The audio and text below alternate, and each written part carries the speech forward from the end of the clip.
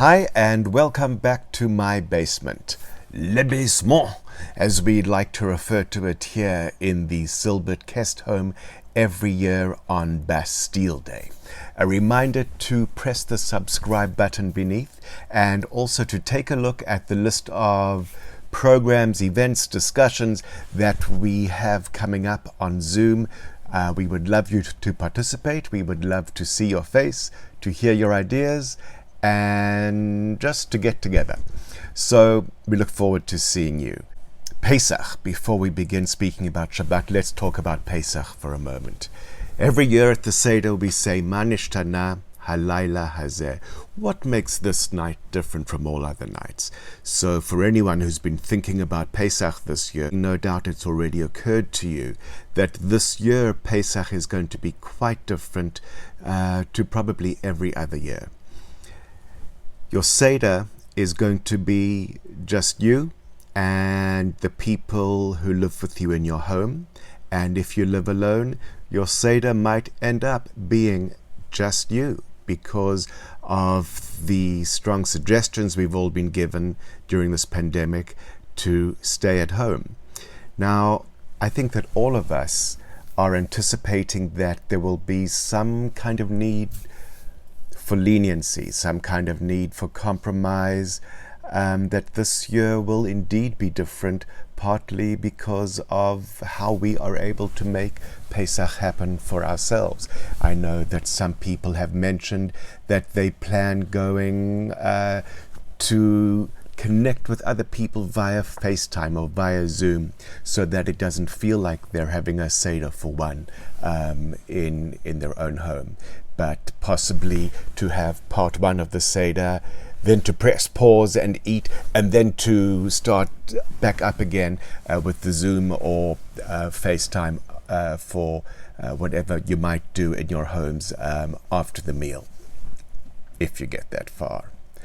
In any case, I anticipate that most of us are going to be making our best efforts, but certainly some kind of compromise this year. A few days ago, Rachel and I were discussing what is Pesach going to look like. It's hard to get to the shops, it's hard to get to the supermarket, to get all the stuff that we need. Many people might even be concerned about what if they're not able to make their home as kosher as they usually do, as kosher as they are comfortable. I think so many of us are in the same boat. So many of us are sharing that concern. At the same time, I would, however, urge you to try make as much of an effort as you can. I think at some level that Pesach is not supposed to be easy. I think at some level Pesach is supposed to be a bit of a nuisance. It's supposed to force us to really think about what we can do, what efforts we are willing to make to recognize and to honor this festival, to honor emancipation, to honor freedom. As we are so used to hearing in this country, freedom isn't free. We need to pay a certain price for it. And I think that we need to think this year at Pesach time, what are we willing to do to mark this time of Pesach as different to our new normal, to the daily lives that we are living these days. Of course, at our Seders, we don't only think about the exodus from Egypt. Firstly, it's not a festival that is stuck in history. It's a festival that happens in the first person plural. We discuss how we were once slaves and now we are free. So it's not just a historical event. It's something that we are encouraged to feel and to experience and to associate ourselves with in the here and now. I also would encourage you at your Seders to devote some time and thought to other peoples who may still not be free, other peoples who may still not be equal. No doubt at all of our Seders, we will be thinking about how this year we do not fully feel free and at liberty to be celebrating Pesach in the way we would like to be celebrating it with all the foods we might usually have, even to be celebrating it with all the people that we might typically be with. In our own home, we have friends and family who we are going to miss very much this year because they will not be able to travel to be with us.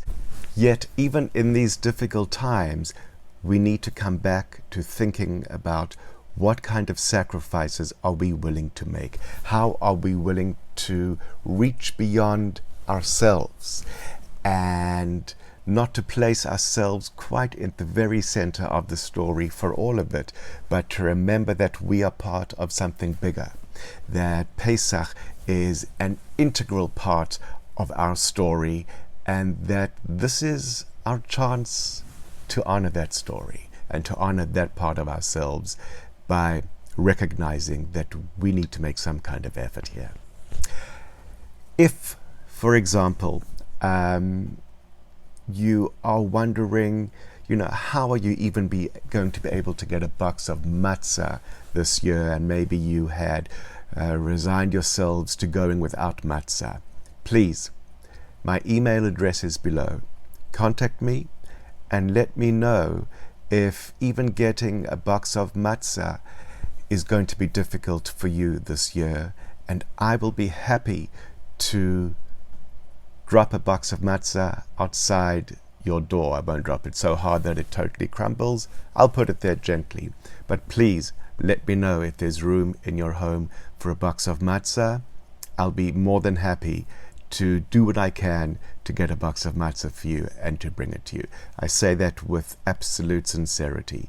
Furthermore, beyond being able to get supplies which would make our Seders and our Passovers in general feel meaningful, millions of Americans are unemployed at this time, and the most basic of food needs are becoming more and more difficult for people. If you are finding yourself in this situation, please let me know what I can do to help, so that you do not need to be alone in this situation at this time. So let's turn to Shabbat. Shabbat Shalom. This Shabbat is Shabbat Hagadol, the great Shabbat immediately before Pesach.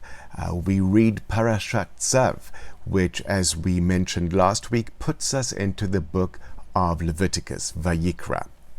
The major theme of Leviticus is the sacrificial system. And I bet I've lost you, don't press stop just yet. Sacrificial system, it sounds remote, it sounds alienating, it sounds off-putting, it sounds like it's got nothing to do with us, that it is totally irrelevant to us in our modern times. So, let me invite you to consider this, that number one, sacrifices existed in a world in which prayer had not yet been invented. It's crazy to think that once upon a time sacrifices was the only mode of communication that was available to people to try to access God. So if people wanted to say to God, I'm sorry, well, there was a sacrifice for that.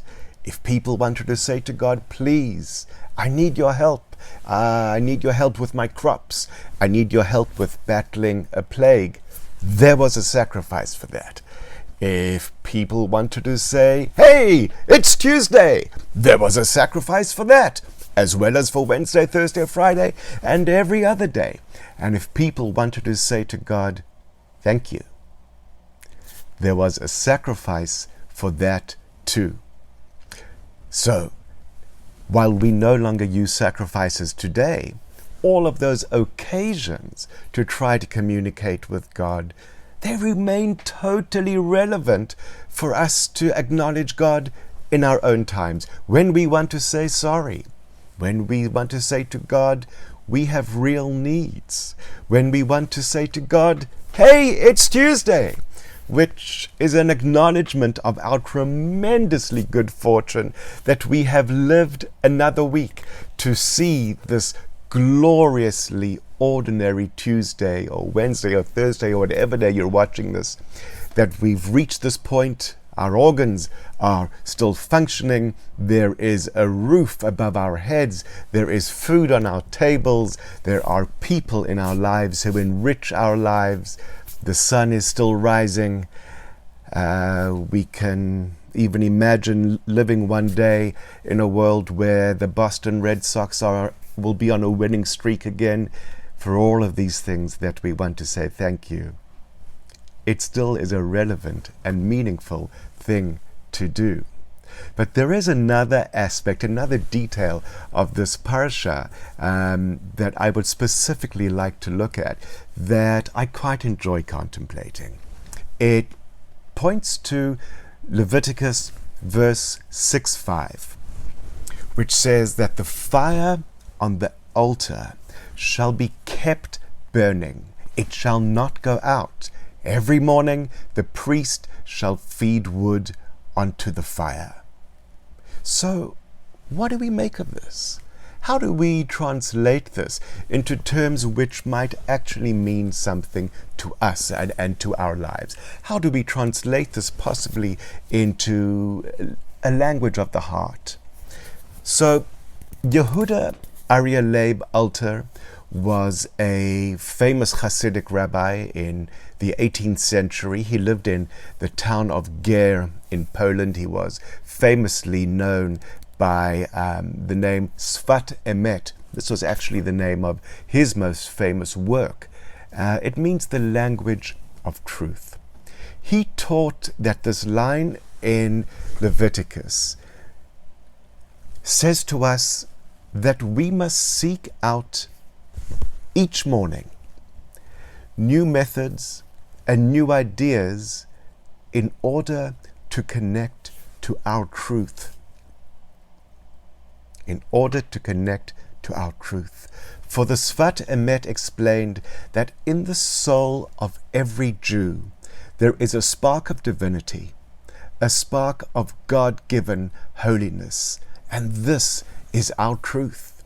Each morning when we return to awaken our souls by looking for that spark of holiness, by engaging with it, by acknowledging it, those very actions of seeking and engaging and acknowledging are equivalent to the priest who every morning places more wood on the altar in order to keep the fire burning. When we engage with our soul, when we engage with our holiness, with our God-given spark, those are the actions that are necessary to turn and transform that spark into a vibrant, holy fire that burns throughout us. Similarly, the great Torah scholar Rashi taught that although the spark inside of us may descend from heaven, it is our job, it is a human job, to keep that spark alight in order for that spark to grow into a fire. Human action is required. There is therefore need for constant renewal, constant rekindling of our soul's energies and passions, and even in times such as these, even when it is difficult, when it is a struggle, and maybe especially when it is a struggle, we need to do everything we can in our strength to keep our souls awake and engaged. Even in a time of quarantine and separation, we need to continue to keep ourselves connected to holiness. And by that, the rabbis certainly meant the holiness, the God-given holiness that is inside of ourselves. And I would add, we need to stay connected to the holiness in the world around us. We need to stay connected to the holiness of the loving faces on the other end of a FaceTime call. We need to stay connected to supportive communities that participate along with us on Zoom. We need to stay connected to the gifts of early spring as we walk outside, as we get out of our homes every day and take a break. We need to stay connected to the thoughtfulness of the total stranger who we encounter in the supermarket or the pharmacy aisle, who gives way, who stands back, who allows there to be 6 feet between us, so that we may stay healthy, so that we may stay alive. I wish all of you a Shabbat Shalom. I wish you all a Chag Kasher v'Sameach for Pesach, which begins on Wednesday evening. And I wish that you might find in yourself unexpected reserves of energy that keeps you oriented towards the fire inside of you, that keeps that fire constantly burning, constantly generating holiness, that you may constantly be looking for holiness in others, and that you may constantly be finding it and be rewarded by it.